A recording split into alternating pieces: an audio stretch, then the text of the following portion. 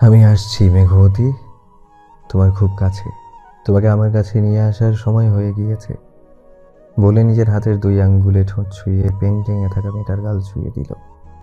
সবুজে ঘেরা চারদিকে সোনালী ধানগুলো দোল খাচ্ছে বাতাসে। গ্রাম অঞ্চলের পাকা রাস্তা দিয়ে চলছে মানুষ। রূপগঞ্জ রূপে ভরা এই গ্রাম, চারিদিকে সবুজ দিয়ে ঘেরা এই গ্রামে। কিন্তু এটাকেই সম্পূর্ণ গ্রাম বলা যায় না, শহরও বলা যায়, কারণ এখানে শহরে ভাবটা ধারণ করেছে দীর্ঘকাল আগে। চারিদিকে সবুজে ঘেরা পুকুর, নদী সব থাকলেও রয়েছে টিনের ঘর আর মাটির ঘরের পরিবর্তিতে পাকা দালান। শহরের মতো ইট সিমেন্ট দিয়ে তৈরি সবার বাড়ি, সাথে রাস্তাঘাট, স্কুল, প্রত্যেকটা জিনিস শহরের মতোই তৈরি। এখানের গ্রামকর্তা যে, তিনি হচ্ছেন বিশাল মনের মানুষ। পূর্বপুরুষের সম্পদের অভাব নেই তাদের। এলাকা দেখাশোনা করতে কোনো কমতি রাখেননি, বরং প্রয়োজনের চেয়ে বেশি দিয়েছেন। গ্রামের মানুষদের আধুনিকতার ছোঁয়া দিয়েছেন, যাতে করে এখনকার সময়ের মতো কেউ গ্রাম ছেড়ে শহরে যাওয়ার ইচ্ছে পোষণ না করে। গ্রামের মানুষগুলো ভীষণ সহজ সরল, সাথে প্রাণ খুলে ভালোবাসা রয়েছে সকলের মাঝে। সকলেই নিজেদের সবটুকু দিয়েই ভালোবাসেন এলাকার প্রধানকে। সকলেই হায়দার বংশ বলতে পাগল। এত সুন্দর গ্রাম আর গ্রামের মানুষদের ভালোবাসা দেখলে অন্য গ্রামবাসী বলতে বাধ্য যে রূপ আর ভালোবাসায় পরিপূর্ণ এই রূপগঞ্জ। বড় তেঁতুল গাছের নিচেই বসে হাতের ডায়েরিটা খুলে এর মধ্যে জীবনের সুন্দর সুখের মুহূর্তগুলো লিখে রাখছে সাদা রঙের জামা পরিহিতা এক যুবতী। তুষারের ন্যায় ফর্সা শরীরে যেন সাদা রঙের জামাটা মিশে আছে। একরাশ কোমর অবধি লম্বা ঘন কালো চুল বাতাসে দোল খাচ্ছে। বড় বড় চোখ করে আশেপাশে তাকাচ্ছে, মুখে তার মিষ্টি হাসি। নাকের কুচকুচে তিলটা অমায়িক সুন্দর লাগছে তাকে। নাক দিয়ে টেনে নেওয়া সবুজের গন্ধ যে কোনো কারোরই হৃদয় ছুঁয়ে যাবে। এ যেন সবুজের মাঝে মেঘের এক টুকরো ছোঁয়া।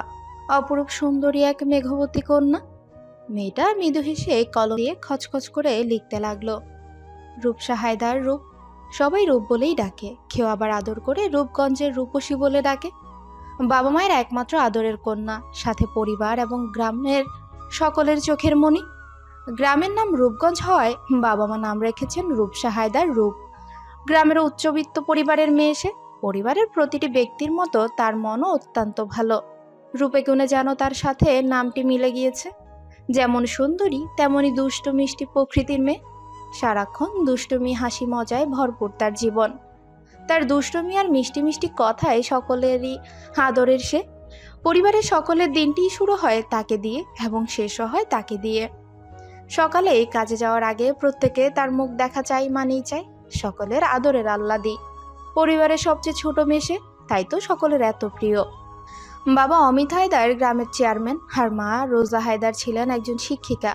কিন্তু তার জয়ের পর সেটা তিনি নিজ ইচ্ছায় ছেড়ে দিয়ে মেয়ের দেখাশোনায় ব্যস্ত হয়ে পড়েন। তার মতে একজন মা তার সন্তানকে সঠিকভাবে দেখাশোনা করতে পারেন, অন্য কেউ না। মেয়ের প্রতি পরিবারের সবাই খুব দায়িত্বশীল। বিশাল বড় সদস্যর ভালোবাসা পরিপূর্ণ পরিবার তাদের। পরিবার বলতে বড় আব্বি আজাদ হায়দার আর বড় আম্মি নীলা হায়দার, তাদের দুজন ছেলে সায়ন এবং অয়ন, যারা পড়াশোনা শেষ করে পরিবারের ব্যবসা সামলাচ্ছেন এবং দুজনেই বিবাহিত। ছোট আব্বি আদি হায়দার আর ছোট আম্মি নুহা হায়দার, তাদের এক ছেলে আবির, যার পড়াশোনা প্রায় শেষের দিকে।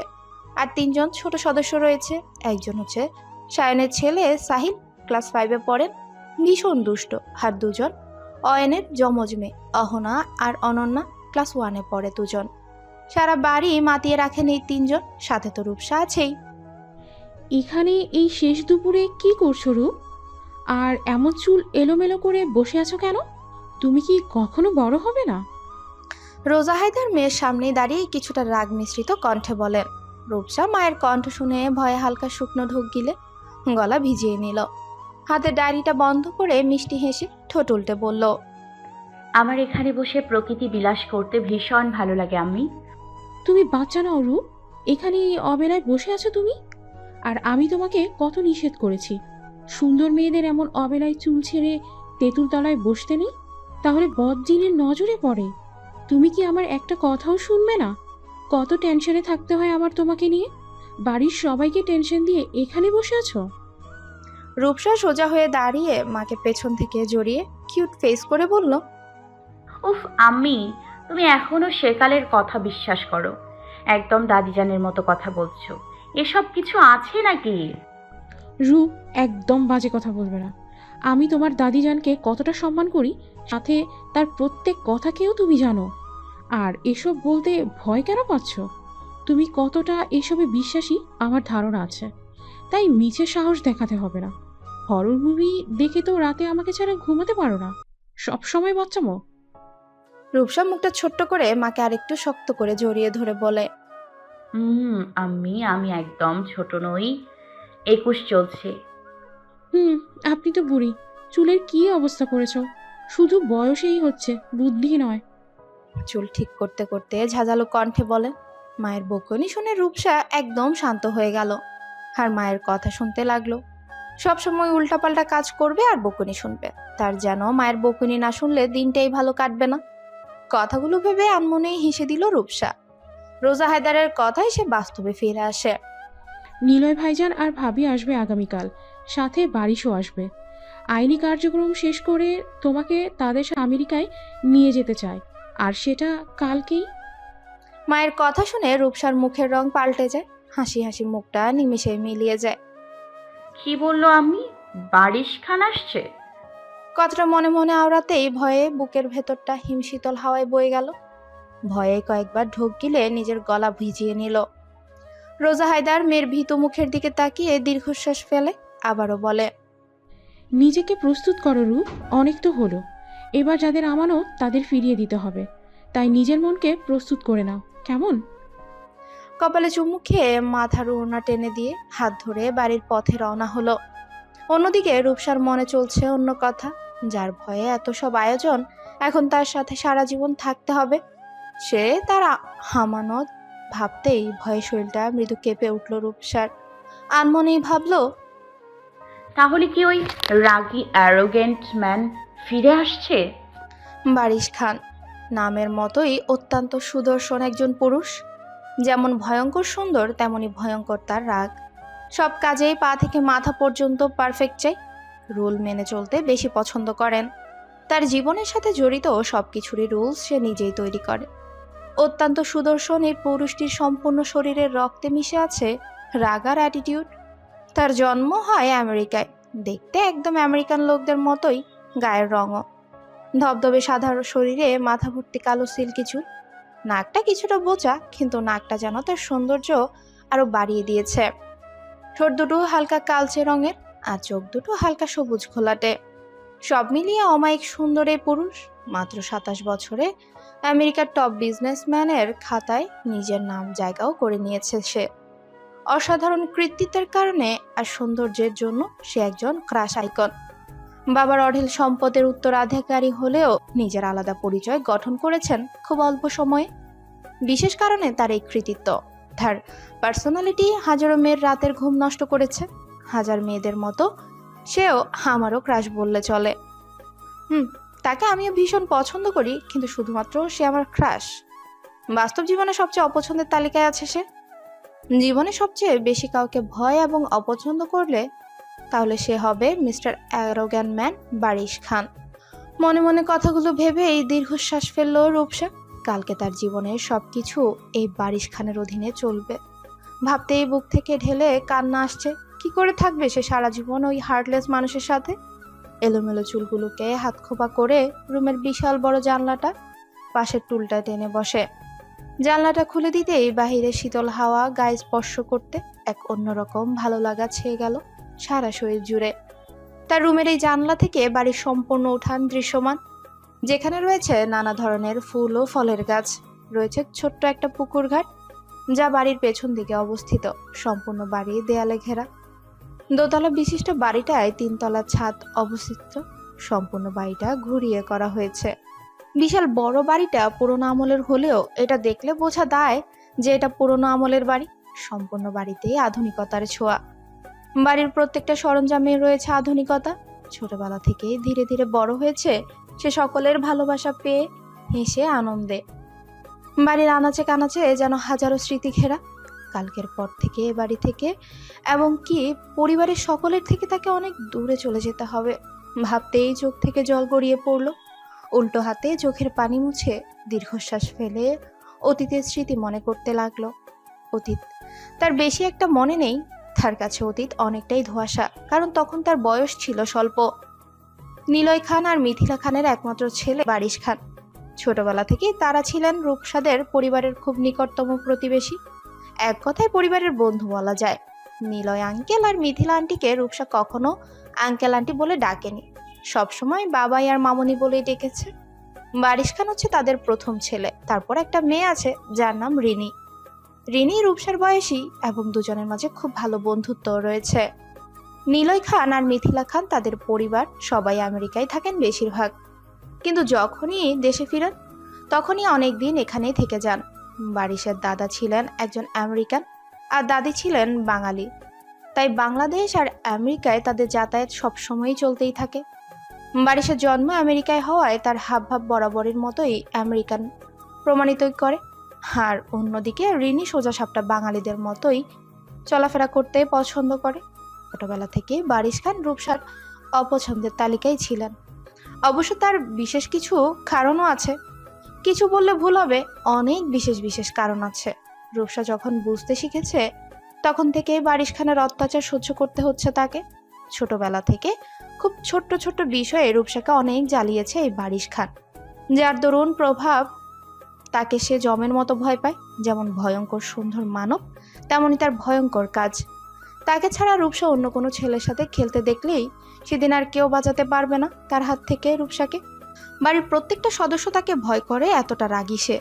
একবার তার নিষেধ অমান্য করে পাশের পার্কে একটা বন্ধুর সাথে খেলেছে বলেই শীতের সকালে কনকনে ধোয়া ওঠা পানিতে চুবিয়েছে, যার দরুন প্রভাব টানা 7 দিন জ্বরে ভুগেছে রূপসা। তারপর থেকে আজ পর্যন্ত কোনো ছেলে এবং মেয়ে বন্ধু কোনোটাই নেই রূপসার। ছোটবেলা যখন তার নামটাকে সঠিকভাবে উচ্চারণ করতে না পেরে বারিশকে বালিশ ভাইয়া বলেছিল, সেদিন ইচ্ছে মতো কামড় খেতে হয়েছে তাকে। তারপর থেকে কখনো আর ভয়ে তার সামনে পড়েনি সে। এর কিছুদিন পরই একেবারের জন্য আমেরিকায় চলে যান বারিশ খান সহ তার সম্পূর্ণ পরিবার। সেদিন ভীষণ খুশি হয়েছিল যে এখন থেকে হয়তো সে মুক্ত, কিন্তু বিপত্তি তো সেখানে থেকেই শুরু। সে ছোটবেলা থেকে ওই বারিশ নামক ভয়ঙ্কর মানব এখন পর্যন্ত তার অদৃশ্য বেড়া জালেই আটকে রেখেছে তাকে। সেদিনের অদ্ভুত দৃষ্টির মানে কিছুই বুঝতে না পারলেও ধীরে ধীরে তাই স্পষ্ট হতে লাগলো। যখন রূপসার 15 বছর বয়স, তখন খুব ধুমধাম করেই জন্মদিন উদযাপন করা হচ্ছিল হায়দার বাড়িতে। সম্পূর্ণ গ্রামের মানুষ এবং অতিথি ভোজন হৈ হৈ পরিবেশ মুখরিত ছিল সবকিছু। কিন্তু হঠাৎ করে এই সবকিছু যেন এলোমেলো হয়ে যায়। হঠাৎই রোজা হায়দার আর মিথিলা খান এসে রূপসাকে জন্মদিনের পোশাক পরিবর্তন করে একটা লাল শাড়ি পরিয়ে তৈরি করাতে শুরু করেন। মিথিলা হায়দারকে হঠাৎ দেখে বেশ চমকে যায় রূপসা, কারণ তিনি কখন দেশে ফিরলো তার সাথে তো কালই কথা হয়েছে রূপসার, কই তিনি যে আসবেন বলেননি তো। আর আজকে এত বছর পর হঠাৎ তাকে দেখে বেশ চমকে যায় সে। ওই বাড়ি সকলেই রূপসাকে খুব ভালোবাসে। বাংলাদেশ থেকে যাওয়ার পরও রোজ রোজ কথা হতো সবার সাথে, শুধুমাত্র বারিশ বাদে। রোজা হায়দার আর মিথিলা খানকে অনেক জিজ্ঞাসা করার পর যখন জানতে পারে আজকে রূপসার বিয়ে, এবং তাও আবার যাকে সবচেয়ে ভয় পায় মিস্টার অ্যারোগ্যান ম্যান দ্য বারিশ খানের সাথে, তখন যেন মাথায় বাজ পড়ল এমন ফিল হয়েছে তার। কিছুক্ষণ স্তব্ধা খেয়ে বসেছিল সে পুতুলের মতো। আর রোজা হায়দার মিথিলা খান তোড়জোড় করে তৈরি করেছিল তাকে, সাথে অনেক কিছু বোঝাচ্ছেন, কিন্তু রূপসা তখন তার ভাবনায় বিভোর ছিল। আশেপাশে কিছুই যেন বোধগম্য হচ্ছে না তার। যখন নিয়ে যাচ্ছিল হলরুমের দিকে তখনই যেন হুঁশ ফিরল তার। জোরে জোরে কান্না করে বিয়ে করব না বলে কান্নাকাটি করেও বিয়ে আটকাতে পারেনি সে। সবাই বুঝিয়ে সুঝিয়ে জোর করে বিয়ে দিয়ে দিল ওই রাগী রাক্ষসটার সাথে। মাত্র 15 বছর বয়সেই বিয়ের খাতায় নিজের নাম লিখে দিয়েছিল সেদিন, যখন ঠিকমতো বিয়ে কি তাই জানাই ছিল না তার। এখনো সে ঠিক বুঝতে পারছে না সেদিন এত তাড়াতাড়ি করে কেন বিয়ে দেওয়া হয়েছিল, যেখানে তার মতটুকু পর্যন্ত নেওয়ার প্রয়োজন বোধ মনে করেনি কেউ। প্রতিদিন সবাইকে জিজ্ঞেস করলেও সবাই এই বিষয়টা শুনেও না শোনার ভান করে থাকেন, সবাই বিষয়টা এড়িয়ে চলেন। রোজা হায়দারকে জিজ্ঞাসা করলে বলেন সময় হলেই জানতে পারবে বলেই চলে যান। সেদিন তার জন্মদিনে পাওয়া সবচেয়ে ভয়ঙ্কর সারপ্রাইজ ছিল সেটাই। কখনো জন্মদিনে গিফট হিসেবে বিয়ে হয় সেটা প্রত্যাশার বাহিরে ছিল তার। সব সময় এই বিষয়টি নিয়েই কিছু বলতে চাইলে রোজা হায়দার ধমকে চুপ করিয়ে দেন মেয়েকে। তার ভাষায় একটাই কথা, বিয়ে মেয়েদের একবারই হয়, তাই এখন থেকে মানিয়ে নিতে শুরু করে দাও। সময় হলেই যার আমানত তার হাতে তুলে দিতে হবে। তারপর থেকে এই বিষয়ে কোনো কথাই হয়নি। আজকে 6 বছর পর সবকিছু কেমন অগোছালো লাগছে তার কাছে। বারবার মনে হচ্ছে এতদিনের খোলা আকাশের উড়ন্ত দিনগুলো বুঝি শেষ হতে চলল। আগামীকাল থেকে নতুন জীবন শুরু হয়ে যাবে, যার নামটা পর্যন্ত তার শরীরে কাটার মতো বিধে। 15 বছরের নাবালিকা থাকায় সেদিন বিয়েটা আইনিভাবে হয়নি, তাই এখন আইনি কার্যক্রম শেষ করে নিয়ে যেতে আসছে তাকে। কথাগুলো ভেবেই শুকনো ঢোক গিলল রূপসা। রোজা হায়দার মেয়ের রুমে প্রবেশ করে মেয়েকে অন্যমনস্ক হয়ে বাইরে তাকিয়ে থাকতে দেখে দীর্ঘশ্বাস ফেলল। হাতে শপিং ব্যাগগুলো কাভার্ডে রেখে ধীর পায়ে মেয়ের পাশের টুলে বসে পড়েন। পাশের টেবিলে দুধ ভর্তি গ্লাসটা দেখে কিছুটা রাগী কণ্ঠে বলে ওঠে, এখনও দুধটুকু কেন শেষ হয়নি রূপ? তুমি কি আমার হাতের মার না খেয়ে কোনোদিন নিজ ইচ্ছায় দুধ খাবে না? তুমি এক কাণ্ড রোজ রোজ ভালো লাগে না। জলদি শেষ করো দুধটুকু, মুখের সামনে ধরে। রূপসা মায়ের কথা শুনে নিজেকে স্বাভাবিক করে কাচুমাচু মুখ করে বলল, আমি রোজ দুধ খেতে আমার একদম ভালো লাগে না। তার উপর সকাল বিকেল রাত এত কেউ দুধ খায় নাকি? আমি বাচ্চা নই আম্মি। অনেক বড় হয়ে গিয়েছো তাই তো বাচ্চাদের মতো কাজকর্ম করবে সারাদিন। প্রতিদিন তোমার এই বাহানা তো ওই বাহানা। পৃথিবীর সব খাবার তোমার প্রিয়, কিন্তু যেগুলো স্বাস্থ্যের জন্য ভালো সেগুলো তোমার মুখে যাবে না। তাই তো অল্পতেই অসুস্থ হয়ে পড়ো। কথাগুলো বলেই জোর করে মুখ চেপে দুধ খাইয়ে হাত দিয়ে শক্ত করে মুখ চেপে রাখে, যাতে বের করতে না পারে। রূপসা অনেক কষ্ট করে চোখ মুখ খিচে দুধটুকু খেয়ে নিল। নিজেকে স্বাভাবিক করে বিরক্ত কণ্ঠে বলে, এসব খেতে একদম ভালো লাগে না। কেমন লাগে খেতে? ইয়া। রোজা হায়দার মেয়ের কথা শুনে মৃদু হেসে মেয়েকে বিছানায় বসিয়ে নিজেও বসেন। তারপর চুল আঁচড়িয়ে বেনুনি করতে লাগে। রূপসা কিছুক্ষণ চুপ থেকে মুখটা ছোট্ট করে ধীর গলায় বলল, আম্মি। বলো। বেনুনি করতে করতে জবাব দিলেন রোজা হায়দার। রূপসা কিছুক্ষণ চুপ থেকে বলে ওঠে, আম্মি, আমি তোমাদের ছেড়ে কোথাও যেতে চাই না। তুমি তো জানো আমি কখনো তোমাদের ছাড়া কোথাও থাকিনি, এবং কি কখনো এই গ্রামের বাইরে পা পর্যন্ত রাখিনি। আমি কিভাবে এই দেশ ছেড়ে সম্পূর্ণ একটা নতুন জায়গায় মানিয়ে নিব? তুমি প্লিজ কিছু করো, আমার ভালো লাগছে না। রোজা হায়দার দীর্ঘশ্বাস ফেলে বেনুনি ব্যান্ডটা লাগিয়ে দেয়। বেনুনিটা রূপসার কাঁধে দিয়ে সামনে রেখে ধীর গলায় বলল, তোমার বিয়ে হয়ে গিয়েছে রূপ। এতদিন তোমাকে আমাদের কাছে রাখতে দিয়েছেন, কিন্তু তুমি অন্য বাড়ির বউ। এটা তোমাকে মেনে নিতে হবে। বিয়ে হয়ে গেলে মেয়েদের তার স্বামীর বাড়িকে নিজের বাড়ি মানতে হয়। আমাকে দেখো কেমন মানিয়ে নিয়েছি। তোমার প্রথমে একটু কষ্ট হবে, পরে ঠিক মানিয়ে নিতে পারবে। আর সবচেয়ে বড় কথা, তুমি তোমার পরিচিতদের কাছে যাচ্ছ, যাদের তুমি সেই ছোটবেলা থেকে দেখে আসছো, যাদের অনেক ভালোবাসা পেয়েছো, তাদের কাছেই তো যাচ্ছ। নিলয় ভাইজান আর ভাবি তোমাকে আমাদের থেকে কোনো অংশে কম ভালোবাসেন না, সেটা তুমি খুব ভালো করেই জানো। তারা তোমাকে অনেক বেশি ভালোবাসে, তাই এসব বলে কিছু হবে না। কালকের জন্য প্রস্তুতি নাও। নিজের মনকে বোঝানোর জন্য অনেক সময় তুমি পেয়েছো। আমরা কখনো তোমার খারাপ চাইনি। তোমার জন্য সবচেয়ে বেস্ট যেটা, সেটা দেওয়ার চেষ্টা করি। আর যেটা তোমার জীবনের সবচেয়ে বেস্ট পাওয়া, যেটা আমাদের দিতে হয়নি, সেটা নিজেই উপস্থিত হয়েছে তোমার কাছে। তুমি আমরা চাইলেও সেখান থেকে বেরোতে পারবে না। তাই মিছে মনকে এত জ্বালিও না তো। বলে এই কপালে চুমুখে নিজের কোলে শুয়ে বিলি কেটে দিতে লাগলো। রূপসা সোজা হয়ে শুয়ে মায়ের দিকে তাকিয়ে মিহি কণ্ঠে বলল, আমি কি করে ওই রাগী মানুষটার সাথে থাকবো, যাকে আমার মোটেও পছন্দ নয়? পছন্দ না হলে সে তোমার স্বামী, তাই এইসব ফালতু কথা বলবে না। তুমি বারিশকে ভীষণ রকম ভয় পাও, তা আমাদের জানা, কিন্তু আমরা যা করেছি তা ভালোর জন্য করেছি। এখন চোখ বন্ধ করে ঘুমিয়ে পড়ো, সকাল সকাল উঠতে হবে। রূপসা মায়ের তেজি কণ্ঠে দমে গেল। ঝটপট চোখ বন্ধ করে ঘুমের প্রস্তুতি নিয়ে ফেলে। এখন কিছু বললে তার গাল লাল হতে সময় লাগবে না।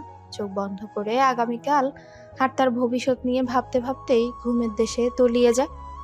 রোজা হায়দার মেয়ের ঘুমন্ত মুখের দিকে তাকিয়ে দীর্ঘশ্বাস ফেলে, খোপালে একটা চুমু খান। বরাবরই সুন্দরী তাদের মেয়েটা যেন এক রূপকথার রাজকন্যা। কোনো অংশেই রাজকন্যার থেকে কম রাখেনি তাকে। খুবই আদরের মেয়ে সে। আগামীকালকেই মেয়েকে শ্বশুর বাড়ি পাঠিয়ে দিবে। সারা জীবনের জন্য মেয়েটা দূরে চলে যাবে ভাবতেই বুক ছিঁড়ে কান্না আসছে তার। খুবই সাহসী আর শক্ত মনের অধিকারী মহিলা হওয়া এখন পর্যন্ত নিজেকে মেয়ের সামনে নিয়ন্ত্রণ রাখতে পারছেন, না হলে এতক্ষণে কেঁদে কেটে বন্যা বয়ে যেত। মেয়েকে নিজের থেকে দূরে রাখার কোনো কালেই ইচ্ছে ছিল না তার, কিন্তু পরিস্থিতি তাকে বাধ্য করেছে। বারিশকে ছোটবেলা থেকে খুব পছন্দ করতেন তিনি। বারিশের সবকিছুই ছিল সে ছোটবেলা থেকেই মুগ্ধ করার মতো। ছোটবেলা থেকে রূপসার উপর বারিশের একটা অধিকার বোধ কাজ করত, যার দরুন প্রভাব এক সময় রূপসাকে তার চাই বলেই দাবি করে সে। তার রাগ জিদ বরাবরই খুব হিংস্র, রেগে গেলে কিছুই দিশে থাকে না, তাই তো তার কথার উপর দিয়ে কারো কথা চলবে না। ফ্যামিলি ফ্রেন্ড হওয়ায় এ বিষয়ে কোনো অমত পোষণ করেনি তিনি। আর তার জানাও ছিল বারিশের কাছে তার মতামত টিকবে না, কারণ বারিশ ভীষণভাবে রাগী। তার যা চাই তা চাই, না পেলে অঘটন ঘটাতে পিছু পা হবে না সে। দেখতে শুনতেও ভালো, টাকা পয়সার দিক থেকেও তাদের থেকে হাজার গুণে ভালো। নিলয় খান আর মিথিলা খানও রূপসাকে ভীষণভাবে ভালোবাসেন। মেয়ে একদম রাজরানীর মতোই থাকবে, তাই তো তারও কোনো আপত্তি ছিল না। সব বাবা মাই তো চাইবে মেয়ে সুখী থাকার। যেখানে মেয়ের সুখ পায়ে এসে ঠেকেছে সেখানে কিছু বলা চলে না। বারিশ নিজের বাবার এত সম্পত্তি থাকা সত্ত্বেও নিজের আলাদা পরিচয় তৈরি করেছেন। বিশাল বড় বিজনেসের খাতায় নিজের নাম টপ 10-এ রেখেছেন। আর এত এত সব আয়োজন তো তার রূপসাকে ঘিরেই। এখন যদি রূপসা বারিশকে আইনিভাবে বিয়ে করে তার সাথে যেতে রাজি না হয়, তাহলে সব ধ্বংস করে দিবে বারিশ। বারিশের রাগ কতটা তা প্রথম ধারণা হয়েছিল যখন বারিশ প্রথম রূপসার হাত চেয়েছিল। রূপসার বয়স ছিল খুবই কম, তাই কেউ বারিশের কথায় রাজি না হয় সেদিন সব কিছু ভেঙে গুড়িয়ে দিয়েছিল সে। সেই কি রাগ, মনে হয়েছিল যেন সব তছনছ করে দিতে দ্বিমত পোষণ করবে না সে। সেদিনের সেই দৃশ্য তিনি এখনো ভুলতে পারেননি। চোখের সামনে যেন সব জীবন্ত। কথাগুলো ভেবে একবার রূপসার মুখের দিকে তাকিয়ে দীর্ঘশ্বাস ফেলে মৃদু হাসেন তিনি। সোজা করে শুইয়ে দিয়ে মেয়ের কপালে চুমু খেয়ে লাইটটা অফ করে দরজা চাপিয়ে দিয়ে চলে গেলেন। এখনো অনেক কাজ বাকি, কালকের জন্য প্রস্তুতি নেওয়া অনেক বাকি। আজকে আর তার ঘুমানো হবে না। বসার ঘরেই সকলে কালকের বিষয়ে আলোচনা করছে। রোজা হায়দার কিচেনে গিয়ে সকলের জন্য চা বানাতে শুরু করেন। রূপসা বরাবরই সাহসী একজন মেয়ে, সে ঠিক সবকিছুতেই মানিয়ে নিবে। বারিশকে ভীষণ ভয় পেলেও একসময় সেটাও দূর হয়ে যাবে। রূপসা যেমন দুষ্ট মিষ্টি মেয়ে, তেমনই প্রচন্ড রাগী স্বভাবের, তাই কখনো মেয়েকে কোনো কিছুতেই জোর করতে পারেনি রোজা হায়দার। কিন্তু বারিশের বিষয় হলে বরাবরই দমে যায় রূপসা। এক প্রকার বারিশের নাম শুনলেই বাঘিনী থেকে বিড়াল ছানা হয়ে যায় সে। কখনো কোনো কিছুতেই অমত করলে তখনই বারিশের কাছে সব জানাবে বললেই চলে। তখন আর সে অমত করতে পারে না, ভয়ে। কথাগুলো ভেবে আনমনে হেসে দিলেন রোজা হায়দার। মেয়ের সোনালী ভবিষ্যৎ যেন চোখের সামনে ভেসে উঠল। সাদা কালো রঙের পাতলা ফিনফিনে পর্দাগুলো ভেদ করে সোনালী রোদের আলো প্রবেশ করতে কালো ব্ল্যাঙ্কেট জড়িয়ে রাখা এক সুঠাম দেহের অধিকারী পুরুষ কিছুটা নড়ে চড়ে ওঠেন। উল্টো হয়ে শুয়ে এক হাতে মাথার চুলের মাঝে আর অন্য হাতে একটা বড় ছবিতে জড়িয়ে রেখেছেন। এমনভাবে জড়িয়ে ধরে রেখেছেন মনে হচ্ছে কেউ জোর করে তার কাছ থেকে নিয়ে যাবে ছবিটিকে। ঘুমের ঘোরেই মৃদু হেসে আরো গভীর নিয়ে আসলো ছবিটাকে। একদম বাচ্চাদের মতো করে ঘুমিয়ে আছে। একরাশ কালো চুল কপালের চারিদিকে ছড়িয়ে ছিটিয়ে রয়েছে। বিলাসবহুল রুমটায় সব আধুনিকতার ছোঁয়া, সব কাচের তৈরি জিনিসপত্র। সম্পূর্ণ রুমের জিনিস কাচের তৈরি হওয়ায় বাহিরের কচ্ছি রোদের সম্পূর্ণ রুমের জিনিসগুলো মুক্তের মতো চিকচিক করছে। তখনই আলিশান রুমের দরজা ঠেলে একজন মহিলা প্রবেশ করেন। বয়স হয়েছে, কিন্তু চেহারায় যেন বয়সের বিন্দুমাত্র ছিটে ফোটা নেই। ফরেনারদের মতো হালকা ব্রাউন চুল, কিন্তু চেহারা খাঁটি বাঙালির ছাপ। মহিলাটা রুমে প্রবেশ করে মৃদু হেসে বিছানার দিকে তাকায়, জানলার দিকে ছুটেন। কাজে জানলা ভেদ করে যেন রোদ প্রবেশ করতে না পারে, তাই তো পর্দাগুলো ভালো করে টেনে দিলেন। রোদের আলো যে একদম সহ্য হয় না বিছানায় ঘুমন্ত যুবকের। রোদের আলো মুখে পড়লে রেগে সব তছনছ করে দিবে সে। এই রোদ আর বাহিরের গরম ধুলোবালি একদমই অপছন্দের তার। ময়লা জিনিসটা একদম পছন্দ করেন না সে। পা থেকে মাথা পর্যন্ত সব তার পারফেক্ট চাই, কোনো ধরনের ময়লা থাকা যাবে না। যথেষ্ট সেন্সিটিভ সে। এই বিশেষ কারণও আছে, তার প্রেয়সীর যে ডাস্ট অ্যালার্জি, তাই তো সব কিছু ময়লা মুক্ত থাকতে হবে, এটাই তার কঠোর নিয়ম। সে একদমই ময়লা পছন্দ করে না। যদি কিছু অগোছালো কিংবা পরিপাটি না থাকে তাহলে সকলের উপরেই মারাত্মক ঝড় চলে। তাই তো বাড়ির সব কিছুই ক্লিন আছে কিনা, সকলের কর্মরত সার্ভেন্ট ঠিক কাজ করছেন কিনা, তার সব কিছুই দেখাশোনা এবং কি কাজ বুঝিয়ে দেন মিসেস মিথিলা খান। মিথিলা খান দরজার বাইরে দাঁড়িয়ে থাকা সার্ভেন্টের থেকে ব্ল্যাক কফির মগটা নিয়ে এসে ছেলের পাশে বসে মাথায় হাত বুলিয়ে আদুরি গলায় বলেন, বারিশ, উঠে পড়ো, কতটা বেলা হলো। তার কণ্ঠ শুনেই কিছুটা নড়ে চড়ে উঠে আবারও ঘুমিয়ে গেল বারিশ। ছেলের মুখের দিকে তাকিয়ে তৃপ্তির হাসি দিলেন মিথিলা খান। কতটা চিন্তাবিহীন এবং সুখী লাগছে বারিশকে। মুখ দেখে বোঝা যাচ্ছে তার অপেক্ষার দিন শেষ আজকে। ঠিক কবে এতটা শান্তিতে বেশি সময় ঘুমিয়েছিল মিথিলা খানের মনে নেই। ছেলের কপালে চুলগুলো ঠেলে দিয়ে হেসে মনে মনে ভাবেন, আজকে তার সব চিন্তা শেষ। আজকে থেকে তিনিও শান্তিতে ঘুমোতে পারবেন। কতটা কাঠখড় পোড়াতে হয়েছে এই দিনের জন্য তাদের। আজকে তাদের সকলের জীবনে বিশেষ দিন, স্পেশালি বারিশের জন্য। আজকে তার জীবনের সবচেয়ে সুখের দিন। এই দিনটার জন্যই তো এত সব আয়োজন, এই দিনটার জন্যই তো এত এত অপেক্ষা। নিজেকে শান্ত রাখা, নিজের জেদ, ভালোবাসা, আসক্তি, চাওয়া পাওয়া সব তো দমিয়ে রেখেছে এই দিনটার জন্য। মিথিলা খান কিছু সময় ভেবে আবার ধীর গলায় ডাকতে লাগলেন বারিশকে। প্রতিদিন সকালে ঘুম থেকে উঠে জিম করা এবং নিজের তৈরি রুলস মেনে কাজ করা বারিশের কাজ। এর থেকে হেরফের কখনো হয় না। মাঝে মাঝে অতিরিক্ত ড্রিঙ্কস করেও সে বিন্দাস নিজের কার্যকর্ম করে, কোনো হেরফের করে না। দীর্ঘ অনেক বছর পর সে খুব ভালো ঘুমিয়েছে। আজকে যে তার সব অপেক্ষা শেষ হতে চলল। মিথিলা খান আবার ভয়ে ছেলেকে ডাকলেন। কখনো সকালে উঠে ছেলের রুমে আসেন না তিনি, বলতে গেলে কখনোই আসেন না ছেলের রুমে। বারিশ খুব একঘেয়ে রাগী স্বভাবের মানুষ। তার রুমে প্রয়োজন ছাড়া নিজের বোন এবং বাড়ির লোককেও সে অ্যালাউ করে না। যতক্ষণ বাড়ি থাকবে কেউ উচ্চস্বরে কথা পর্যন্ত বলতে পারেন না। সবসময় নীরবতা বিরাজ করে সম্পূর্ণ বাড়ি জুড়ে। ছোটবেলায় থেকেই অত্যন্ত মেধাবী ছাত্র এবং শান্ত ছেলে সে। তাই তো অতিরিক্ত কথা এবং জোরে আওয়াজ করে কথা বলা সে পছন্দ করে না। যতক্ষণ বাড়ি থাকবে সকলেই নিজেদের মতো কাজ করবে, কোনো বিশৃঙ্খলা ছাড়া। আর সে না থাকলে সবাই যেন হাফ ছেড়ে বাঁচেন। আজকে একটু বেশি দেরি হয়ে যাওয়ায় মিসেস মিথিলা বাধ্য হয়ে ডাকতে আসেন তাকে। কিছুক্ষণ পর তাদের বের হতে হবে যে। রাত 12টায় আমেরিকা থেকে সবাই বাংলাদেশে এসে নিজেদের বিশাল বড় বাগান বাড়িতে উঠেছে। সে আসার পরই যে ফ্রেশ হয়ে ঘুমিয়েছে, আর ওঠার নাম নেই। ছেলেকে ডাকলে এখন যদি চেঁচামেচি শুরু করেন, এটা ভেবে মুখ কাচুমাচু হয়ে যায় মিসেস মিথিলা খানের। তারপর কিছু একটা ভেবে মৃদু হেসে ছেলের কাজ ঝাঁকিয়ে বলেন, বারিশ, আজকে আমাদের হায়দ্রাবাড়ি যেতে হবে রূপকে আনতে।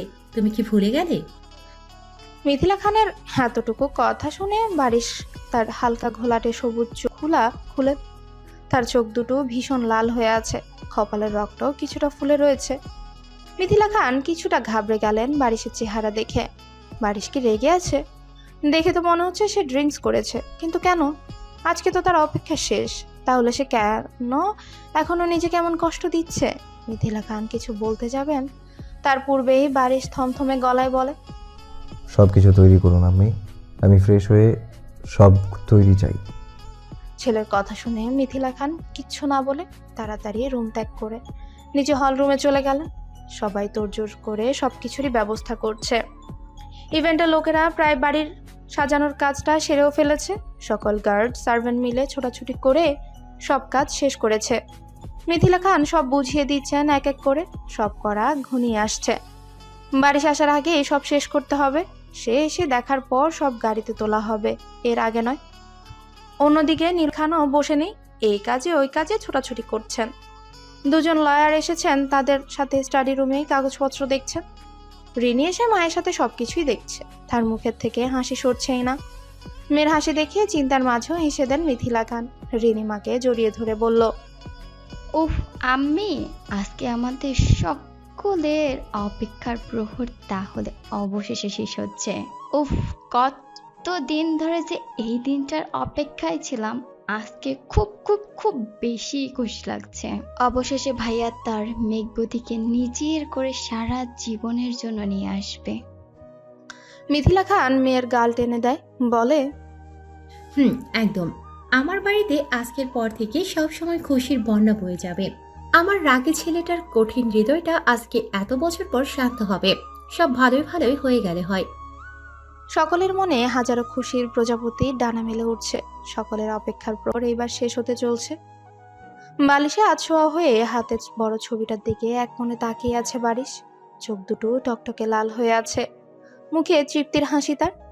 হাতের ছবিটা সারা মুখে নিজের বৃদ্ধা আঙ্গুল দিয়ে আঁকিবুকি করে নেশালো গলায় বলে ওঠে, অনেক অপেক্ষা করিয়েছ মেঘবতী, অনেক কষ্ট দিয়েছ, এবার সব পুষিয়ে নিব।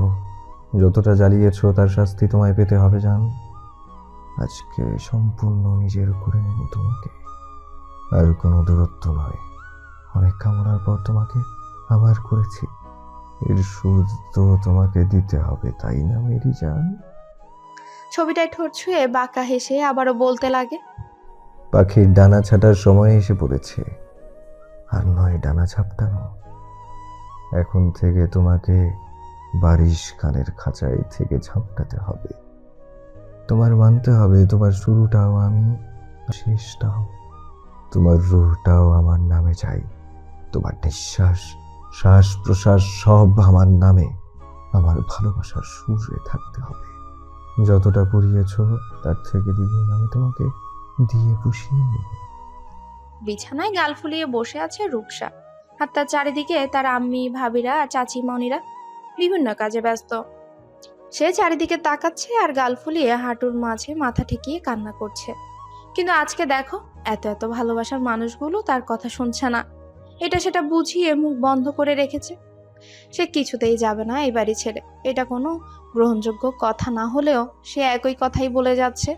তাই তো রোজা হায়দার মেয়েকে ধমকিয়ে চুপ করিয়ে গেছেন। বড্ড জেদি এই মেয়ে, একটা কথাও কারো শোনে না। সকলের আদর পেয়ে বাদর হয়েছে। এসব কথা বলে বকছেন আর কাজ করছেন রোজা হায়দার। তার কথা শুনে বাড়ির ছোট বড় সকলে এক দফা কথা শোনান তাকে। কেন তাদের আদরের রাজকন্যাকে তিনি বকছেন? সকলের কথা শুনে নিজে নিজেই কিটকিট করে কাজ করছেন তিনি। মায়ের কিটকিট কথা শুনে চুপ করে যায় রূপসা। সকলে এটা সেটা বলে তার মন খারাপ দূর করছে। চাচা আর বাবা তো অনেক বুঝিয়ে গেলেন, সকলে বুঝাচ্ছে, কিন্তু মেয়ে তো মানতে নারাজ। সবাই পড়েছে মহাবিপাকে। তাই তো বাধ্য হয়ে রোজা হায়দার বারিশকে কল করবে হুমকি দিয়ে আপাতত মুখ বন্ধ রেখেছেন রূপসা। রূপসা মনে মনে নিজেকে বকতে লাগলো, কেন যে সে ওই অ্যারোগ্যান্ট ম্যানকে পছন্দ করত। এই লোকটা আসলেই বদ, সব সময় তাকে প্যারা দেয়। এখন আবার তার আব্বি আম্মিও পরিবার থেকে চিরকালের জন্য দূরে নিয়ে যাবে ভেবেই ফুপিয়ে কেঁদে দেয় সে। তাকে কাঁদতে দেখে সকলেই আবার ব্যস্ত হয়ে পড়লো তার কান্না থামানোর জন্য। এটা সেটা বলে তার কান্না থামানোর চেষ্টা করছে। রোজা হায়দার মেয়ের কান্না দেখে নিজের মনটাও খারাপ হয়ে যায়। সকলের মুখে কষ্ট এসে ভিড় জমেছে। সবাই নিজেদের শক্ত করে রূপসাকে বোঝাতে লাগলো, মেয়েটা নেহাতি বাচ্চাটা মেয়ে, পরিবারের অতিরিক্ত ভালোবাসা পেয়ে অল্পতেই ভেঙে যায়। তার বয়সী অন্য মেয়েরা বেশ শক্ত, হেসে খেলে বেশ জীবন কাটাচ্ছেন, আর সে পরিবারের ছায়ায় বড় হয়েছে। এখন এই ছায়া ছেড়ে অন্য ছায়া আপন করা তার জন্য কষ্টকর। এখনো তো ঠিকভাবে তাকে সম্পর্কের মানেই শেখানো হলো না। কিন্তু রূপসা পড়াশোনা এবং সব দিক থেকেই ভারী শক্ত মস্তিষ্কের মানুষ। ব্যবহারের ম্যাচুরিটি না আসলেও সম্পর্কের দিক থেকে সে খুব চতুর, যথেষ্ট বুদ্ধিমতী আর সাহসী মেয়ে। শুধু পরিবারের সদস্যদের বিষয়ে একটু নাজুক। তার রাগ, দুষ্টুমি, বুদ্ধি সব দিক থেকে বিবেচনা করে সে পারবে বারিশের সাথে সংসার করতে। একদম নাকানি চুবানি খাওয়াবে এমন পাজি মেশে। এসব কথাই ভেবে ফিক করে হেসে দিল রোজা হায়দার। রোজা হায়দারের হাসির দিকে সকলেই তাকিয়ে আছেন। রূপও কান্না বাদ দিয়ে মায়ের দিকে বড় বড় চোখ করে তাকিয়ে আছে। সে কাঁদছে আর তার মা হাসছে। রূপসা কাঁদো কাঁদো মুখ করে বলল, আমি কাঁদছি তো। রোজা হায়দার মেয়েকে জড়িয়ে কপালে চুমু খেলেন। রূপসা ওই দুই হাতে মাকে জড়িয়ে ধরল। রোজা হায়দার মৃদু হেসে বললেন, তোমার জীবনের সবচেয়ে বড় দিন আজকে রূপ। প্রত্যেক মেয়ের পরিবার ছেড়ে বাবা মা ছেড়ে যেতে কষ্ট হয়, কিন্তু আমি তোমাকে কথা দিচ্ছি যে তুমি এখান থেকে বারিশের কাছে গিয়ে সবচেয়ে বেশি ভালো থাকবে। তোমার সবচেয়ে সেফ জায়গায় বারিশ। তোমার কোলে সুখ এনে ভরিয়ে দিবে সে। তোমার এমন কোনো দিন আসবে না আমাদের তুমি মিস করবে। তোমার ভাবনার আগেই সব পেয়ে যাবে বারিশের কাছ থেকে। আর এটা সেই ছোটবেলা থেকেই জেনে আসছো, এখন শুধু সামনে থেকে দেখবে। এতটা সুখী হবে যেটা তোমার প্রত্যাশার বাহিরে। আমার কথা মিলিয়ে নিও। এখন কান্নাকাটি বন্ধ করো কেমন? আর আমাদের দেখতে ইচ্ছে হলে তুমি যাওয়ার আগে আমরা সকলে হাজির হয়ে যাব। বারিশের সাথে কথা হয়েছে, সে আগেই বলে দিয়েছে যখন তোমাকে দেখতে ইচ্ছে হবে সে নিজেই পার্সোনাল ফ্লাইটে একদম তোমার কাছে নিয়ে হাজির করবে। এবার খুশি তো? বলে নাক টেনে দিল। মায়ের কথা শুনে এবার কান্না বন্ধ করে মৃদু হাসে রূপসা। সবাই আবার নিজেদের কাজে ব্যস্ত হয়ে পড়ে, আর রূপসা মনে মনে ভাবে, ওই ইংরেজ সাদা ভূত যা রাগী, যদি আমাকে সকলের থেকে দূরে নিয়ে মেরে গুম করে ফেলে তবে তো কেউই জানবে না। না না না, ওখানে তো মামুনি, পাপা, রিনি থাকবে, কিছু করতে পারবে না। আমাকে তো তার রুমে থাকতে হবে। যদি ছোটবেলার মতো শাস্তি কিংবা কামড় দেয় তাহলে? কিছুক্ষণ ভেবেই বলল, আমিও দেখে নিব। তখন বাচ্চা ছিলাম, এখন 20+। আমার সব কামড়ের জবাব নিব। মিস্টার কোলবালিশ, তোমাকে আমি কামড়িয়ে কামড়িয়ে খেয়ে ফেলবো। আর যদি না পারি তাহলে ওখান থেকে পালিয়ে আমি আব্বির কাছে চলে আসবো। ভালো আইডিয়া। কথাগুলো ভেবেই মনে মনে সাহস জুগিয়ে নিল রূপসা। কিন্তু যতই বাড়িতে আসার সময় হচ্ছে সব গুলিয়ে যাচ্ছে। যত নিজেকে সাহসী আর বুদ্ধিমতী মনে করুক, ভেতরে বোকা আর ভিতর ডিম মিশে। বারিশের এক থাবায় তার মতো পুঁটি মাছকে নিজের কবলে বন্দি করে নিতে পারে, সেটা ভাবলে গলাটা শুকিয়ে যায় তার। চারিদিকে মানুষের গিজি গিজি আওয়াজে বাড়িটাকে পাখির বাসা মনে হচ্ছে। এত এত মানুষের ভিড়ে যেন বাড়ির ছোট্ট সদস্যদের জন্য আজকে ঈদের দিন। এদিক সেদিক দৌড়াদৌড়ি করছে, আর সাথে চিৎকার চেঁচামেচি তো আছে। তাদের মতে বিয়ে বাড়িতে চিৎকার চেঁচামেচি হবে না তা কি হতে পারে? কিছুক্ষণ আগেই বারিশের সাথে সকল নিয়মকানুন মেনে আইনি মোতাবেক রূপসার বিয়ে সম্পূর্ণ হয়েছে। একরাশ ভয় আর বিরক্তি নিয়ে বিয়েটা শেষমেশ করতেই হয়েছে রূপসাকে। হাজার অনিচ্ছা সত্ত্বেও তাকে বিয়েটা করতে হয়েছে। যেখানে ছোটবেলায় তাদের বিয়ে সম্পূর্ণ হয়েছে সেখানে কিছু করার মানেই বোকামো। আর বারিশের কথার বাহিরে কোনো কাণ্ড ঘটানোর মতো দুঃসাহস বরাবরই রূপসার কিংবা অন্য কারোরই নেই। লাল টুকটুকে বউ সাজিয়ে যখন ড্রয়িং রুমে বারিশের ঠিক সামনাসামনি বসানো হয়েছিল রূপকে, তখনই রূপ ভয়ে জড়সড় হয়ে বসেছিল। দিন দুনিয়া কি হচ্ছে সেটা তার মোটেও খেয়াল নেই। নিজের মতো করে মনে মনে যত মুখস্থ দোয়া দুরুদ আছে সব পাঠ করেই চলেছে। নিজের জীবনের সবচেয়ে ভয়ঙ্কর মানুষের এতটা কাছাকাছি ভাবতেই থরথর করে ঘাম ঝরছে তার কপাল থেকে। আসার পর যে মাথা নুয়েছে হার উপরে করেনি। রিনি আসার পর থেকে এটা সেটা বলেই রূপকে হাসানোর চেষ্টা করছে। অন্যদিকে বারিশ এক দৃষ্টিতে তার লাল টুকটুকে পিচ্চি বউকে দেখছে, তার নেশা, তার ভালোবাসা, তার বাবুই পাখিকে দেখছে। আজকে যেন হাজার বছরের চোখের এবং মনের তৃষ্ণা কিছুটা লাঘব হয়েছে। এই তৃষ্ণা যেন মেটানো সম্ভব নয়। যত দেখবে ততটা আরো ভয়াবহ হয়ে নেশা বাড়িয়ে যাবে। বারিশের মুখে তৃপ্তির হাসি ফুটে উঠেছে। বাঁকা হেসে মনে মনে বলতে লাগলো সে, আর কিছু মুহূর্ত যান বাকি, তারপর আর কোনো দূরত্ব নয়, আর সকল দূরত্ব শেষ হবে। তোমাকে নিজের কাছে রাখার জন্যই তো এত এত আয়োজন, যাতে তোমার আমার মাঝে বিন্দু মাত্র দূরত্ব না থাকে। তোমার কাছে থেকে বিন্দু মাত্র দূরত্বে হৃদয়ে হাজারো রক্তক্ষরণ হয়। তুমি শুধু আমার মেরি জান, শুধু আমার, শুধুমাত্র বারিশের মেঘবতী কন্যা। দীর্ঘদিনের অপেক্ষা প্রেয়সী আজ শেষ হবে। আর কোনো দূরত্ব নয়, শুধুমাত্র তোমার জন্য এত এত দূরত্ব আমাকে মানতে হয়েছে। এর জন্য তো তোমাকে শাস্তি পেতে হবে মেরিয়ান, খুব কঠিন শাস্তি। আজকে থেকে আমিতে তোমার শুরু আর আমিতে শেষ। তোমার সব আজাদি আমার কাছে বন্দী হলো মেরি জান। রূপসার দিকে নেশা ভরা দৃষ্টিতে তাকিয়ে রহস্যময় হাসি দিয়ে মনে মনে কথাগুলো আওড়াতে লাগলো। সব নিয়ম কানুন শেষ করে সকলের খাওয়া দাওয়ার পর্ব শেষ করার মাঝেই বিয়ের কার্যক্রমও শেষ হয়েছে। সব মেহমান আস্তে আস্তে নিজেদের গন্তব্যের উদ্দেশ্যে বেরিয়ে পড়েছেন। এখন সারা বাড়িতে শুধু বাড়ির পরিবারের সদস্য আর রূপসার বাড়ির লোকেরাই আছেন। সকলেই একসাথে বসে কথা বলছেন। এরই মাঝে একবারও বারিশের মুখ দেখেননি রূপসা। রিনি অনেকবার খুঁচিয়ে রূপসার মাথা তোলার চেষ্টা করেও বরাবরই ব্যর্থ হয়েছে। বেশ অনেকক্ষণ মাথা নিচু করে রাখতে রাখতে আর একই জায়গায় বসে থাকতেই রূপসার এখন নাজেহাল অবস্থা। কিন্তু লজ্জা আর ভয়ে মাথাটা পর্যন্ত তুলতে পারছে না সে। আর না থাকতে পেরে এইবার অনেক সাহস জুগিয়ে আস্তে আস্তে মাথা উঠিয়ে টিপ টিপ চোখে হাজারো ভয়ের সাথে যুদ্ধ করে সামনে তাকিয়ে মনে মনে ভীষণ খুশি হলো। আশেপাশে ভালো করে ঘাড় ঘুরিয়ে ঘুরিয়ে দেখতে লাগলো, না, আশেপাশে কোথাও বারিশ নেই। বিশাল ড্রয়িং রুমের কোথাও বাড়িসনি। রূপসাকে আশেপাশে তাকাতে দেখে রিনি পাশ থেকে মৃদু হেসে বলল, ভাইয়া বাইরে গেছিল কল অ্যাটেন্ড করতে। রিনির কথা শুনে রূপসা চওড়া করে হেসে দুহাত দুদিকে ছড়িয়ে আয়েশ করে মাথা এলিয়ে দিল। এতক্ষণ পর একটু শান্তিতে শ্বাস নিতে পারছে সে। এতক্ষণ যেন শ্বাসটুকু বুকের মাঝে চাপা পড়েছিল। আর একটুর জন্য শ্বাসকষ্টের জন্য তাকে মারা যেতে হয়নি। রূপসার অবস্থা দেখে তিনি মুখ চেপে হাসছে। সে বুঝতে পারছে রূপসার অবস্থা। বেচারি কি করে থাকবে তার ভিলেন ভাইটার সাথে। আজ তো এক রহস্যময় মানব সে। কথাগুলো ভেবেই মনে মনে আফসোস করতে লাগলো রিনি। রূপসা একবার ইশারা করে রোজা হায়দারকে বলেন সে একটু রুমে যেতে চাইছে, কিন্তু রূপসার দিকে কি ভয়ানক লুক দিয়েছেন। এতে করে রূপসার মুখটা ছোট্ট করে চুপচাপ বসে রইল। কিছুক্ষণ আগে যখন বিয়ে পড়ানোর সময় বারবার কাজী সাহেব তাকে কবুল বলতে বলেছিলেন, ভয়ের চোটে রূপসার মুখে ক পর্যন্ত উচ্চারণ হচ্ছিল না। তা দেখে রূপসার আব্বি অমিত হায়দার মেয়ের মাথায় হাত বুলিয়ে বলেন, আম্মি যান কবুল বলে ফেলুন। দেখুন আমরা সবাই অপেক্ষা করছি আপনার মুখে কবুল শোনার জন্য। আর অপেক্ষা করবেন না কেমন? কবুল বলে ফেলুন। আব্বি যান আপনার ভালোর জন্য সব করছি, সেটা আপনি জানেন তো? রূপসা মাথা দুলিয়ে হ্যাঁ বলল। অমিত হায়দার মেয়ের চোখের পানিগুলো স্নেহের সাথে মুছে দিয়ে পুনরায় বলেন, তাহলে কবুল বলো। রূপসা আব্বির কথা শুনে কাপা কাপা কণ্ঠে ধীরে ধীরে 3 বার কবুল বলে দিল।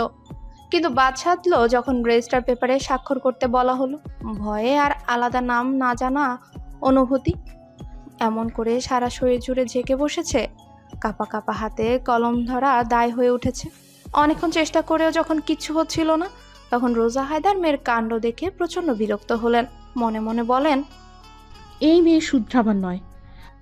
তিনি রূপসার কানের কাছে মুখ নিয়ে ধীর গলায় বলতে লাগেন, বাড়ির পাশের রুমে আছে। তুমি যদি স্বাক্ষর না করো রূপ, তাহলে বাড়ি সেখানে হাজির হয়ে যাবে।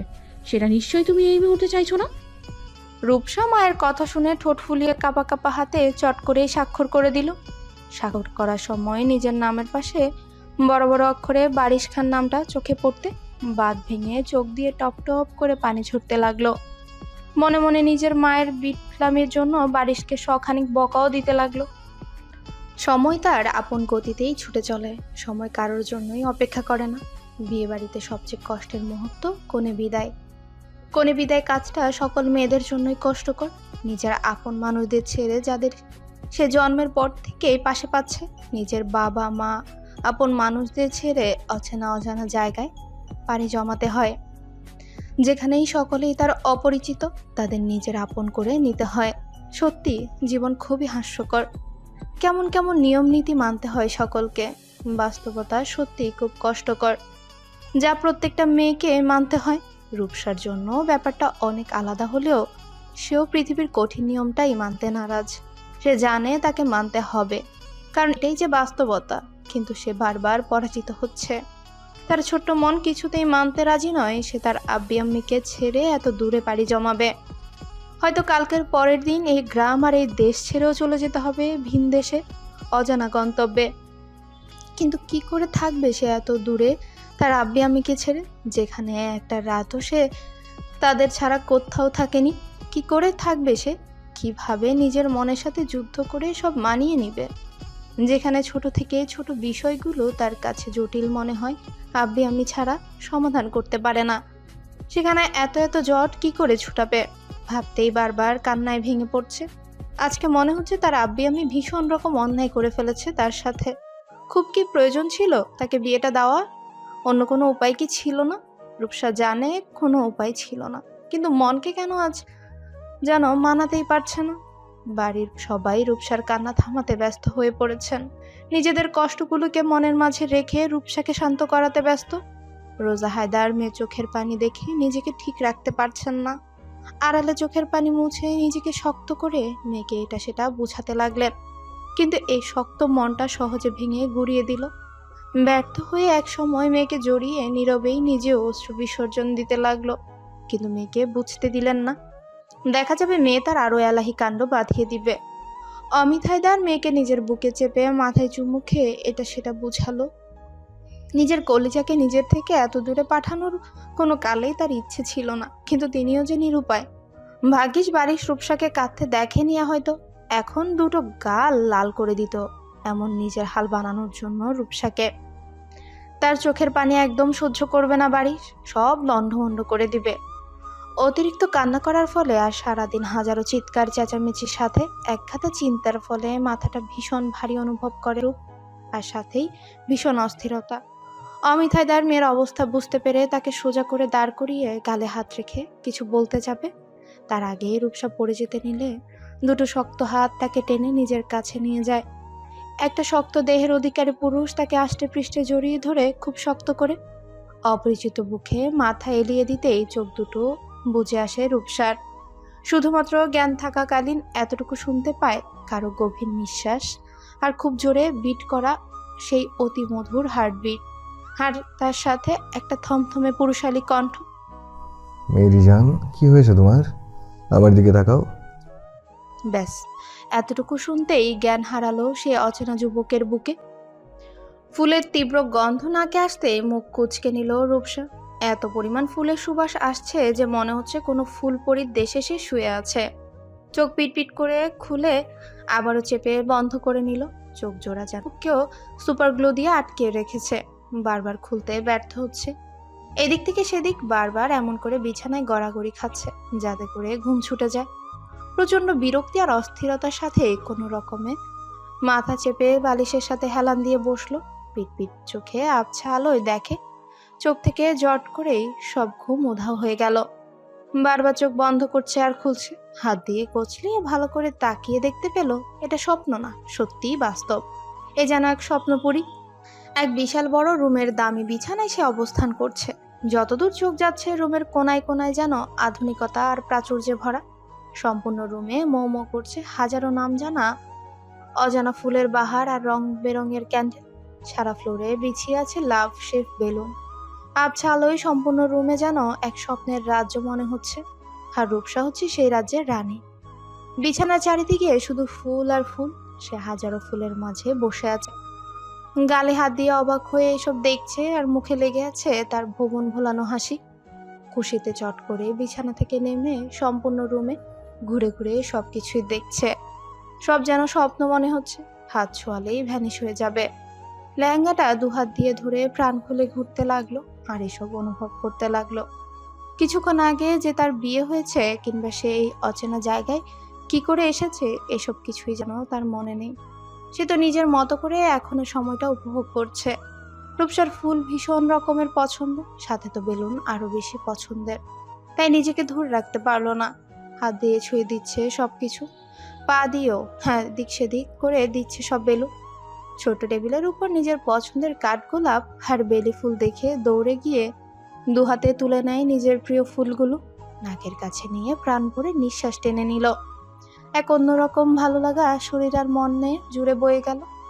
এক এক করে খুঁটিয়ে খুঁটিয়ে সম্পূর্ণ রুম দেখতে লাগলো। সম্পূর্ণ রুমের জিনিস কাচের এবং খুব দামি, খুবই সুন্দর সবকিছু। মৃদু হেসে সবকিছুই ছুঁয়ে যাচ্ছে। সবকিছুই ভালো লাগলেও রুমের বেশ কিছু জিনিস তার ভালো লাগেনি। সম্পূর্ণ রুম কালো আর সাদা রঙে আবৃত। বিছানা চাদর থেকে শুরু করে রুমের ল্যাম্প সবকিছুই কালো সাদা। কালো সাদা তার পছন্দের রং হলেও রুমের রং কালো তার ভালো লাগে না। কেমন জানি ভুতুরে বা মনে হয়, গা ঝমঝম করে ভয়ে।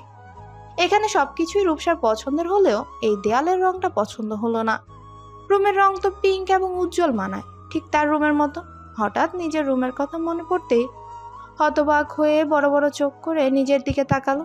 আজ তো তার বিয়ে হয়েছে, গায়ে এখনো বিয়ের পোশাকই রয়েছে। সে তো অজ্ঞান হয়ে এক অচেনা কারো বুকেই ঢলে পড়েছিল। তারপর কি হলো? এক এক করে তার সবকিছুই মনে পড়ছে। হঠাৎই রূপসা চারিদিকে তাকিয়ে ভয়ে ধপ করে বিছানায় বসে পড়ে।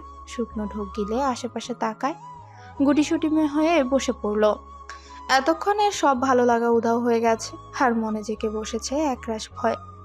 জ্বর আক্রান্ত রোগীর মতো রূপ থরথর করে কাঁপতে লাগলো, বারবার গলা ভিজাতে লাগলো, মনে মনে আওড়াতে লাগলো, আমার তো বিয়ে হয়ে গিয়েছে ওই কোলবালিশ ইংরেজ সাদা ভূতের সাথে। এখন আমি আমার বাসর ঘরে আছি। তার মানে আমি এখন দ্য অ্যারোগেন্ট ম্যান মিস্টার বারিশ খানের রুমে আছি। বাঘের খাঁচায় আটকা পড়ে গেছি। এখন কি হবে? রুমের চারিদিকে তাকিয়ে বুকটা ঢিপ ঢিপ করছে।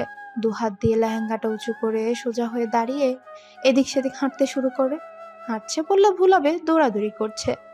চিন্তা, ভয়, আলাদা অনুভূতি, লজ্জা সব যেন গুলিয়ে এক হয়ে গেছে। দীর্ঘ সময়ের চিন্তাগুলো এখন সব একসাথে জেগে বসেছে। দেয়ালের ঘড়িতে 11টা কাঁটা টিকটিক করছে, যে কোনো সময় বাড়ি চলে আসতে পারে।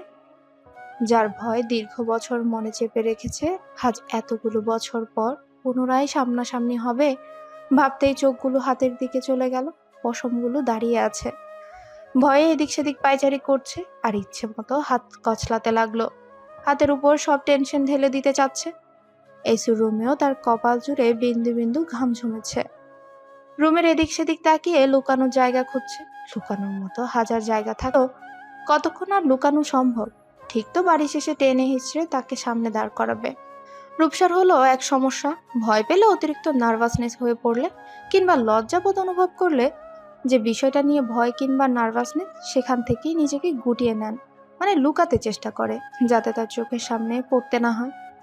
পড়লেও চোখে চোখ যাতে কখনো রাখবে না, তাতে যেন ডাবল ভয় তাকে গ্রাস করে। তার মতে ভয়ঙ্কর জিনিসের দিকে তাকালে তাকে আরো বেশি বেশি ভয় দেখাবে। এখনো একই ঘটনা তার সাথে ঘটেছে, যার কারণে সব তালগোল পাকিয়ে যাচ্ছে। হঠাৎই দেয়ালে নিজের ছোট্টবেলার বেশ অনেকগুলো ছবি দেখতে পেয়ে মিনিটেই ভর দূর হয়ে হা করে দেয়ালে নিজের ছবিগুলো দেখতে ব্যস্ত হয়ে পড়ল। ছবিগুলোর কাছে গিয়ে মুগ্ধ নয়নে সেগুলো দেখছে। বেশ কিছু ছবি হাতে পেন্টিং করা, কিন্তু বোঝা অসম্ভব এগুলো পেন্টিং। মনে হচ্ছে সত্যি সত্যি ছোটবেলার রূপসা এখানে দাঁড়িয়ে আছে। রূপসাগুলো ছবি হাত দিয়ে ছুঁয়ে ছুঁয়ে দেখছে, মুখে এক চিলতি হাসি ফুটে উঠল। সে বেশ বুঝতে পারছে এগুলো বারিশ আর্ট করেছে, কারণ বারিশ বরাবরই খুব ভালো পেন্টিং করতে পারে, অবশ্য মোস্ট ট্যালেন্টেড বয় কিনা। রূপ সবগুলো ছবি হাত দিয়ে ছুঁয়ে ছুঁয়ে দেখছে। হঠাৎই দরজা খোলা শব্দে ভয়ে খুব জড়সড় হয়ে কেঁপে উঠল। আতকে পেছনের দিকে তাকিয়ে ভয়ে কাচুমাচু হয়ে মাথাটা নিচু করে ফেলল। ইচ্ছে করছে দৌড়ে নিজের বাড়িতে চলে যেতে।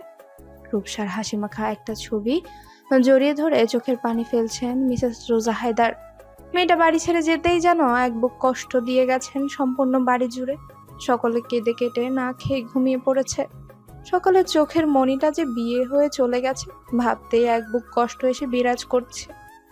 রোজা হায়দার মেয়ের ছবির দিকে তাকিয়ে নীরবে চোখের পানি বিসর্জন দিচ্ছে। মেয়েটাকে এত তাড়াতাড়ি বিদায় দিতে হবে ভাবতেই পারেনি। মনে হচ্ছে ওই দিনই তো মেয়েটা তার কোল জুড়ে এক বুক নিয়ে পৃথিবীতে এসেছে। এত তাড়াতাড়ি সময়গুলো পেরিয়ে গেলেও ভাবতে পারছেন না তিনি। সেদিন তো ছোট্ট কিশোরী মেয়েটাকে বিয়ে দিয়েছিল তার উজ্জ্বল ভবিষ্যতের কথা ভেবে। তারপর কত তাড়াতাড়ি বড় হয়ে গেল, আর তাকেও নিজ ঠিকানায় পাঠিয়ে দিতে হলো। সবকিছু যেন স্বপ্নের মতো মনে হচ্ছে রোজা হায়দারের কাছে। মেয়েকে বিয়ে দিয়ে বিদায় দেওয়া সকল বাবা মায়ের কাছে অনেক কষ্টের।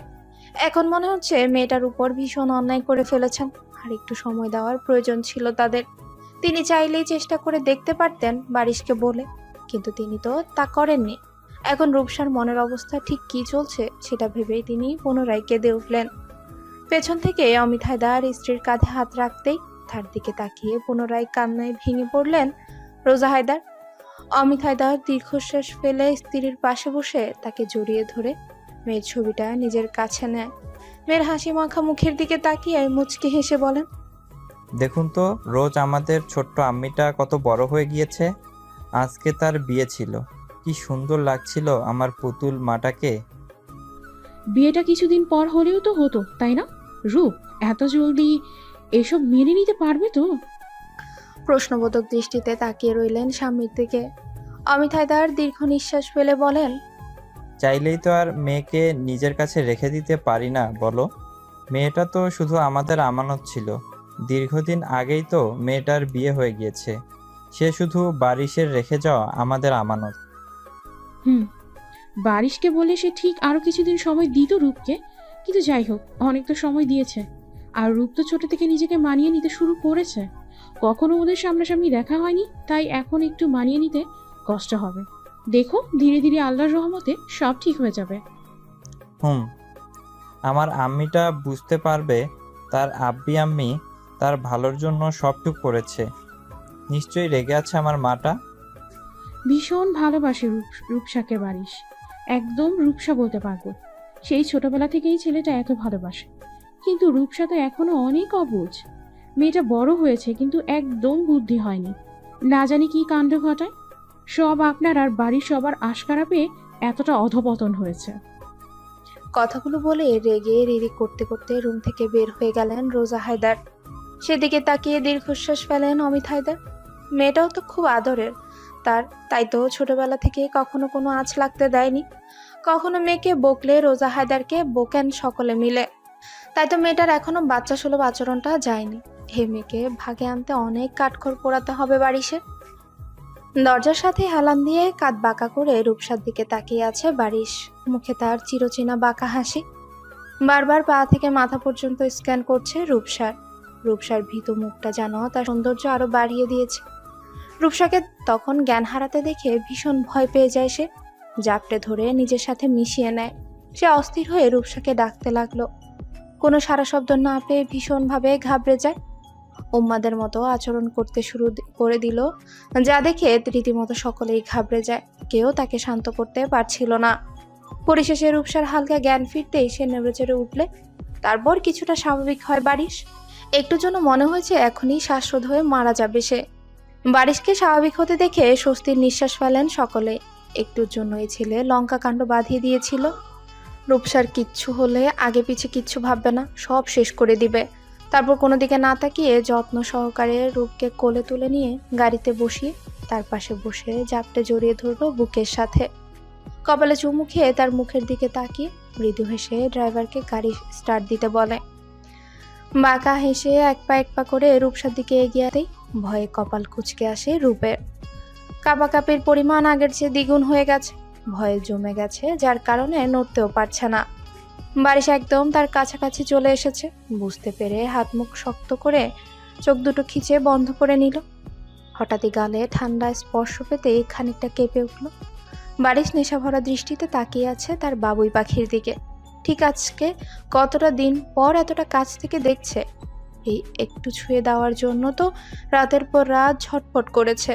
মাঝে মাঝে না থাকতে পেরে ছুটে এসেছে সকলের অগোচরে। একটু দূর থেকেই চোখের ক্লান্তি দূর করেছে।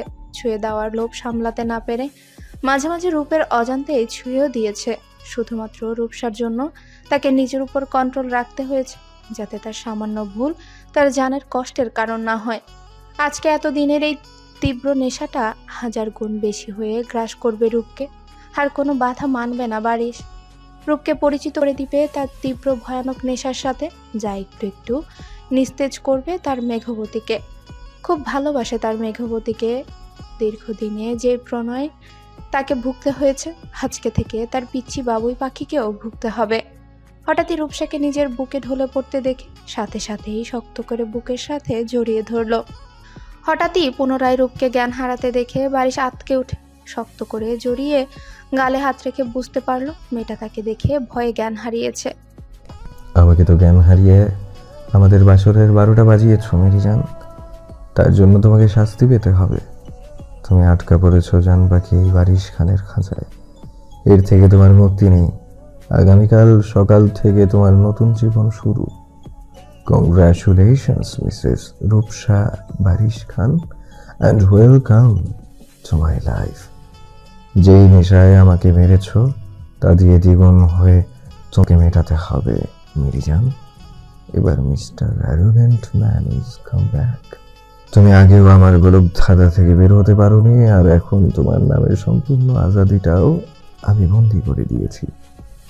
তোমার সম্পূর্ণ রূহ আমার নামে চাই। তোমার শ্বাস প্রশ্বাসে আমি নিজের নাম চাই।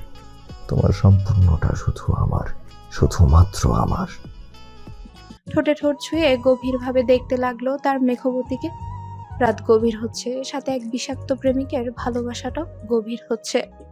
নেশা বড্ড ভয়ানক জিনিস। সেটা যদি হয় ভালোবাসা নামক গভীর নেশা, তাহলে মাত্রা ছাড়িয়ে যায় সবকিছু থেকে। দিনকে দিন পাগলামোতে পরিণত হতে থাকে।